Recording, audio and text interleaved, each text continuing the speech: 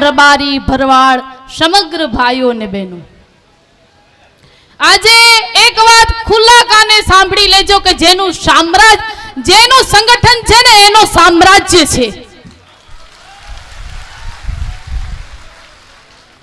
ગમે એવી પરિસ્થિતિમાં જો સંગઠિત રહેશો તો કાયમી માટે વિજય થશે. એક સંસ્કૃતમાં કહેવત છે, અલ્પાનામ સહંતિ કાર્ય સાધિકા તૃણે ગુણોત્વ માપન્ને બદ્યંતે મતદંતિનઃ. એક નાના એવા દોરાથી હાથી ન બંધાય, પણ જ્યારે એ દોરા બધા એકત્ર થઈ જાય ત્યારે મદોન્મત હાથીઓ પણ બંધાઈ જાય છે.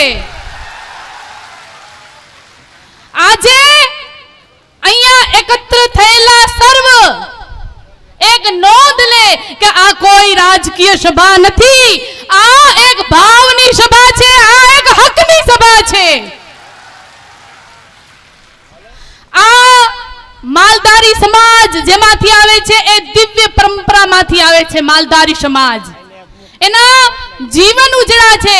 માનીએ છે કે માલધારી સમાજ ઈ વસ્તી અને વિતની દ્રષ્ટિએ બહુ નાનો છે, પણ આસ્થાની દ્રષ્ટિએ બહુ મોટો છે.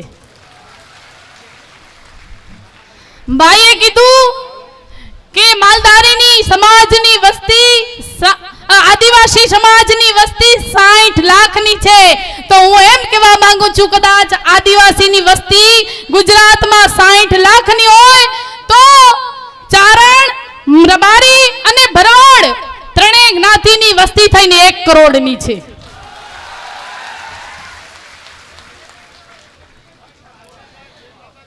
એક વાત હંમેશા યાદ રાખજો કે અહીંયા આવેલા છે કે નથી આવેલા, જે પણ અહીંયા મંચ ઉપરથી વાતો થઈ છે, સાંભળનાર અને કહેનાર બે વ્યક્તિ સાંભળી લે કે કોઈ પણ વચમાં રાજકીય રમત રમાણી આ જે નિર્ણયો લીધા છે, એકલા બેઠક થઈ તો વચમાં મોમાય છે.